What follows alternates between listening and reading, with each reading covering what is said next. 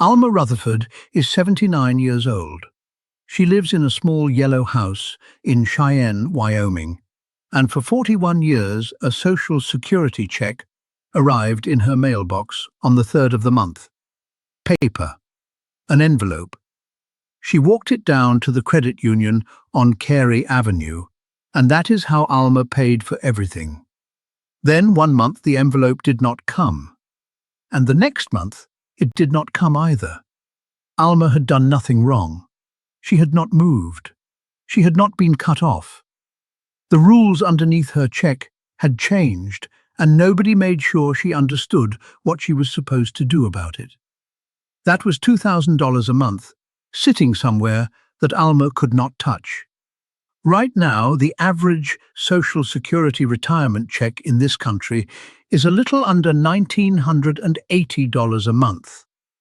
That is $23,760 a year, moving through one thin pipe between the federal government and your kitchen table.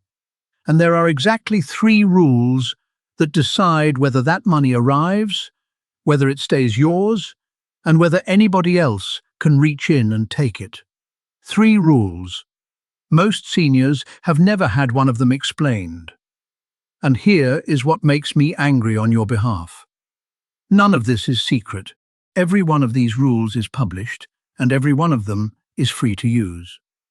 The government does not hide them, it just does not call you. There is a website written for lawyers, a phone line with a long hold, and the quiet assumption that a 79-year-old woman in Cheyenne will work it out on her own. I am saving the biggest one for last, and I will tell you now what it is, because if you stay for one thing, stay for that. There is a federal rule that forces your bank to protect 2 full months of your Social Security automatically, even when a creditor comes after your account. Automatically. No court. No form. But it only works if you have not accidentally broken it yourself, and most people break it without ever knowing the rule existed. So here is how this is going to go. First, the rule about how your money reaches you at all, and the option almost nobody mentions if you do not have a bank account. Second, how a stranger can redirect your check into their own account in about 4 minutes, and the free phone call that shuts that door for good. Third, the 2-month protection, what it covers, what it does not, and the one habit that keeps it working. My name is Ellis Grant, and I want to be straight about what I am. I am not a lawyer. I do not work for the Social Security Administration. Nobody pays me whether you act on this or not. What I do is read the actual rules and then say out loud what they mean in plain English. That is the whole job. And before we start, hear one thing, because it is the reason people click away from a video like this. You are about to tell yourself this does not apply to you, that you already have direct deposit, so number 1 is not your problem, that nobody would bother stealing from you, so number 2 is not your problem, that you do not owe anybody money, so number 3 is not your problem. I do not care how sure you are. Alma was sure too. And the woman in Module 3 had not borrowed $1 from anybody in 11 years when her account was frozen. Stay for the whole thing, because the one you are certain does not apply to you is usually the one that does. Let me answer the question I get more than any other. If this is real, why has nobody told me? The honest answer is not a conspiracy. It is worse than a conspiracy, because you cannot fight it. The Social Security Administration is a payment agency. Its job is to calculate what you are owed and send it. It is not your advocate. When a rule changes, the agency publishes a notice, updates a website, and sometimes mails a form letter written at a college reading level that lands in the same week as 4 pieces of junk mail from a Medicare broker. Your bank will not tell you either. When a creditor sends a garnishment order, the bank's legal department is thinking about the bank's exposure, not about your grocery money. So the information sits there, technically public, practically invisible. and a 79-year-old woman waits by her mailbox for a check that is never coming again. That is the gap I am trying to fill. Rule number 1, in one sentence: the federal government has stopped mailing paper checks for benefit payments. And if you are not set up to receive your money electronically, your money can sit and wait for you. Let me translate, because electronically is a word that makes people shut down. It does not mean you need a computer. It does not mean email. It means the money moves as a number instead of a piece of paper, and it lands in one of exactly two places: a bank or credit union account, or a prepaid card the Treasury issues. That is the whole rule. Now, the number. If this catches you, the cost is not a fee, it is the whole check. $1,980, on average, sitting in the system while you make phone calls. And it does not get fixed in a week. It took Alma the better part of 2 months, and in the meantime she was borrowing from her grandson to pay her propane bill. Who does this hit? Here is where I need you to stop excluding yourself. You are thinking, I have had direct deposit for years. Maybe. But listen to the ways people fall out of it. Your bank merges and the routing number changes. You close an old account because the fees annoyed you, and you forget it was the one your benefits went into. Your spouse dies, and the joint account everything was paid into gets closed. You move to be near your daughter, change banks, and update 3 of the 4 things that needed updating. Every one of those is a person who had direct deposit yesterday and does not have it today. The rule is not about whether you signed up once. It is about whether the account on file is live, in your name, and open right now. Then there is the group nobody talks about: people with no bank account at all. Not because they are careless, because the nearest branch closed, because overdraft fees ate a check, because a bank treated them badly once and they never went back. For years the answer for them was, well, you get a paper check. That answer is gone. So here is the option almost nobody explains. It is called Direct Express.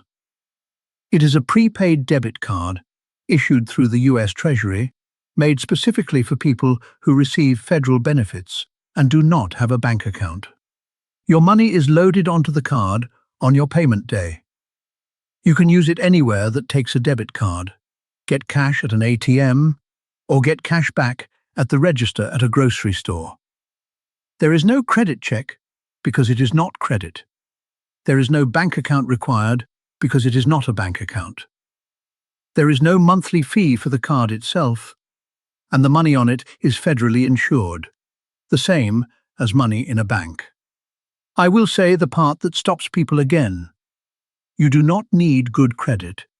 You do not need an existing bank account. You do not need a computer. You can do the entire thing on the telephone. Alma, 79, Cheyenne, 41 years of paper checks. When the envelope stopped, her first thought was that she had done something wrong. Her second was that she was too old to fix it. She waited 5 weeks before telling anybody, because she was embarrassed, and that is the part I cannot stand. A woman who had worked since she was 17, sitting alone in a yellow house, embarrassed about a rule change that was not her fault. Her granddaughter finally made the call, with her, on speakerphone, at the kitchen table. 31 minutes. Alma does not have a bank account and did not want one. She has a Direct Express card now.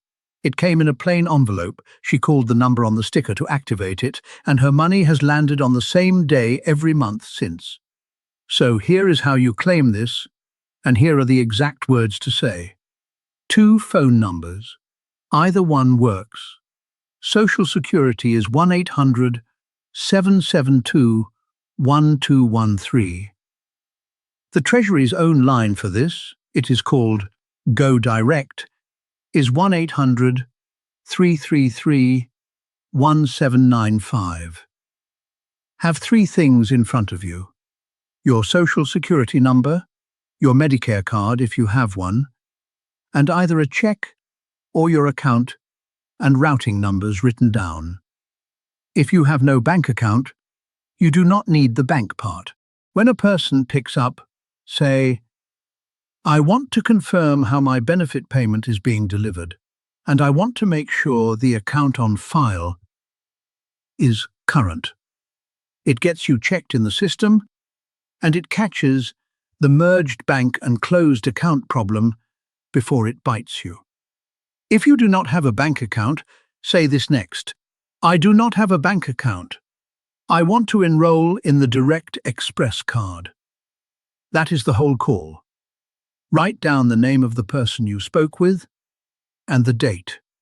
Now I have to stop and warn you, because everything I just said is exactly what a thief would love you to be thinking about. The moment a payment rule changes, the scam calls start. Somebody calls, sounds official, says they are from Social Security, and says your payment method needs updating or your benefits will be suspended. They will use the word suspended. They will be polite.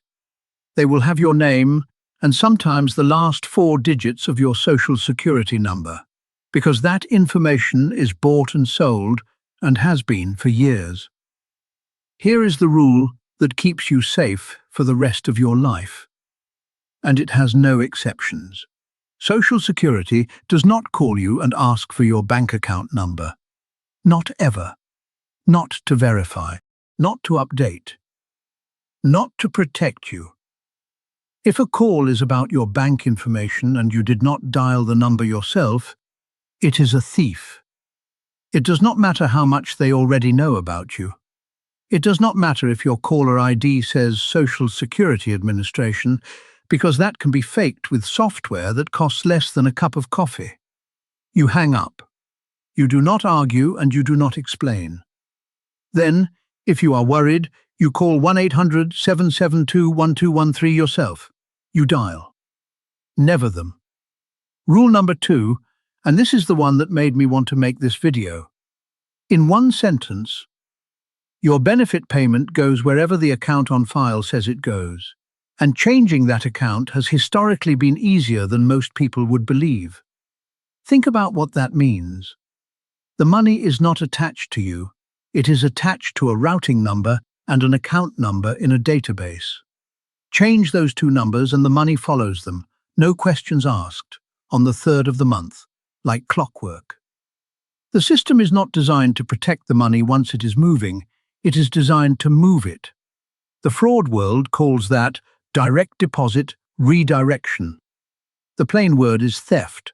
Somebody with your name, your date of birth, and your Social Security number opens an account, changes your information, and your check lands in their hands instead of yours. The number here is brutal, and it is not only the money. You can lose a check, often more than one, because most people do not notice until the 2nd month, especially when bills are on autopay and the account just quietly runs dry. Then comes the part nobody warns you about: getting it back. You are now inside a fraud investigation. Reports to file, identity to prove, a bank and an agency to deal with. People routinely spend 3 or 4 months on this. Call it 2 months of benefits gone and half a year of your life on hold. Who is at risk? Here comes the self-exclusion, so listen closely. You are thinking, "I have nothing worth stealing." That is not how this works. The thief is not after your savings. They are after a guaranteed, government-backed, arrives-on-schedule payment. From their side, you are not a poor senior. You are a subscription. You are thinking, "I keep my information private." Good. But it matters less than you would like. Your name, date of birth, address history, and Social Security number have almost certainly been exposed in a data breach at some point in the last 15 years. A health system, a credit bureau, a pharmacy chain.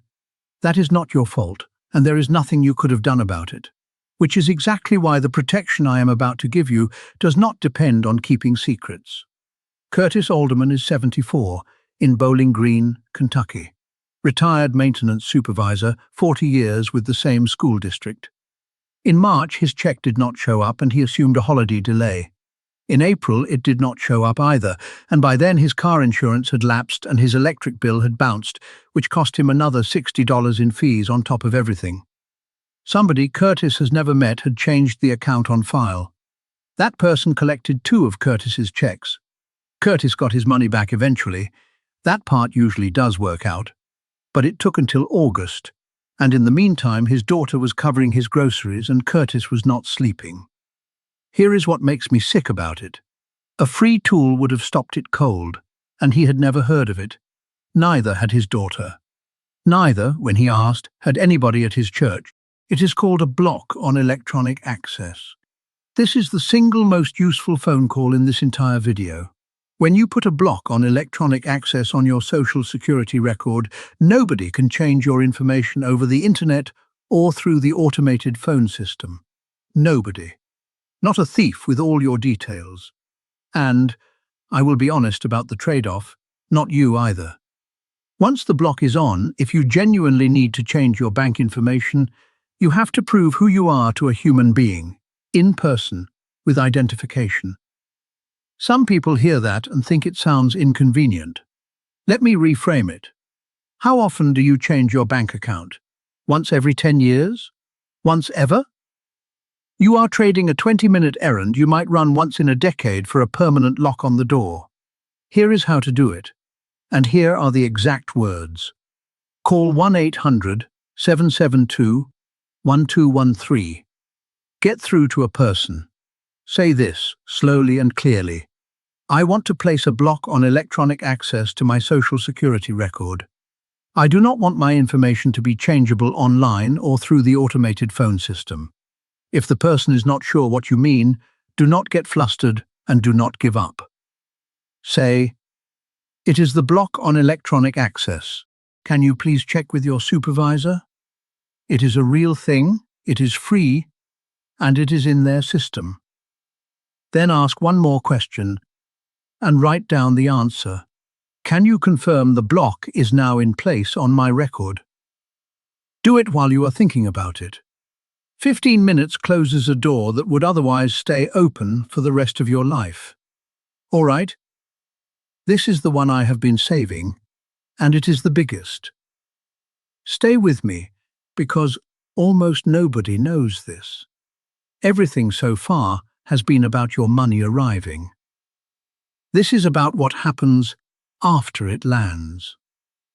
In one sentence, when a creditor comes after your bank account, federal law requires your bank to automatically protect the last 2 months of Social Security that were direct deposited into it without you filing anything, without a hearing, without a lawyer. Sit on the word automatically, because it is doing a lot of work. Most protections in this country require you to know about them and claim them. This one does not. The bank has to do it on its own the moment it receives the order. The rule has a name, Title 31 of the Code of Federal Regulations, Part 212. You do not need to memorize it, but write it down. Because saying that number out loud to a bank changes the entire conversation. Here is the mechanics in plain English. A creditor gets a judgment against you and sends a garnishment order to your bank. Normally, the bank freezes the account and you find out when your card is declined at the pharmacy. But if that account has been receiving federal benefits by direct deposit, the bank is required to stop and run what is called a look-back. It looks back over the last 2 months of the account, adds up the federal benefit payments that were directly deposited, and it must leave that amount accessible to you. Not frozen, not held, available. At an average benefit, that is roughly $3,960 that stays yours no matter what the creditor does. And the second number, the invisible one, is the damage that does not happen, the rent that does not bounce, the 4 overdraft fees at $35 each that you do not pay, the pharmacy trip that does not become an argument at the counter. The bank also has to send you a notice explaining what it did and how much was protected. If your account is ever frozen and no notice arrives, that is itself worth raising. Now the honest part, because I am not going to oversell this. This rule protects you from ordinary creditors, a credit card company, a medical debt buyer, an old repossession, a hospital collections firm. Those are the ones that come after most seniors. It does not protect you from everything. It does not apply to child support or alimony. And it does not apply to money the federal government itself is collecting, like back taxes or a defaulted federal student loan. Those run through a different process that I covered in another video. If your problem is a federal debt, this is not your rule. And here is the catch that costs people the protection, which is the whole reason this is Module 3. The shield follows the direct deposit. The bank can only protect what it can see arriving as a federal benefit payment into that account. So you can lose it by accident, and here is exactly how. You get your benefits in one account and then sweep the money into another, a savings account at a different bank, a joint account with your son. That second account has no direct deposits in it. The look-back finds nothing. Nothing gets protected. Or you take the money out in cash and put it back later. Now it is just a cash deposit, and the bank cannot tell it apart from any other money. Or you keep your benefits in the same account where you deposited the check from selling your late husband's truck, and now there is a large pile of unprotected money sitting in there, mixed with money that is protected. So the practical rule, and it costs you nothing, let your Social Security land in one account and let it stay in that account. Pay your bills out of it. If you want savings, fine. But move money from the savings side to the benefits side, not the other way around. Keep the pipe clean. Marvella Sims is 81, in Beaumont, Texas. Widowed 9 years. She had not borrowed $1 from anybody in over a decade, which is exactly why she was so certain none of this could touch her. What Marvella did not know was that a hospital bill from her husband's final stay, a balance she believed insurance had settled, had been sold to a collections company and then sold again. Nobody found her at her new address. A default judgment was entered because she was not there to say a word in her own defense. The first she heard of it was on a Tuesday morning at the grocery store when her card was declined for $41 of groceries and the young man at the register told her the account was frozen. Marvella has a flip phone and a cousin who is good with paperwork. What saved her was not a lawyer, because she could not have paid one. What saved her was that her Social Security had gone into that same account by direct deposit on the same day of the month for 9 years straight. 2 months of it was sitting there, protected by a rule she had never heard of. But she had to make the bank do it. That is the part to remember. The rule is automatic on paper, and mostly it works, but the person you reach at a branch on a Tuesday morning may never have handled one. So, here are the exact words. If your account is ever frozen and you receive Social Security by direct deposit, you call the bank and say, "This account receives federal benefit payments by direct deposit." Under Title 31 of the Code of Federal Regulations, Part 212, you are required to perform a 2-month look-back and leave the protected amount accessible to me. Please tell me the protected amount, and please send me the written notice the rule requires. Then, if the person does not know what you are describing, Redlord, I would like this escalated to your legal or compliance department. Please reclades. Read those sends off a paper. Nobody is grading your delivery. What matters is the words federal benefit payments, direct deposit, 2-month look-back, and 31 CFR 212. Those 4 things together tell the bank you are not guessing. All 3 of these landed in the same few years, and that is not a coincidence. Government payments have been moving from paper to electronic for over a decade, and that transition has now essentially finished. That is more efficient, and in most ways safer. An electronic payment cannot be lifted out of a mailbox. But every rule that speeds money up also makes it easier to redirect, and the people who steal from seniors professionally have gotten very good at working the seam between an agency and a bank.